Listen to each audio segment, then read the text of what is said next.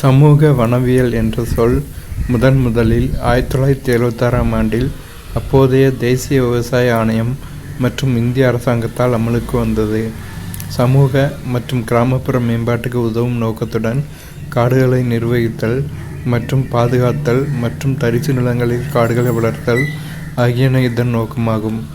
ஏற்கனவே உள்ள காடுகளோடு சேர்த்து புதிதான காடுகளை உருவாக்குவதும் இதன் நோக்கமாகும். சமூக வனவியல் கொண்டுவரப்பட்ட ஆண்டு 1976. எதெல்லாம் கொண்டு வந்தாங்கன்னா எதனால் கொண்டு வரப்பட்டதுன்னா தேசிய விவசாய ஆணையம் மற்றும் இந்திய அரசாங்கத்தால்.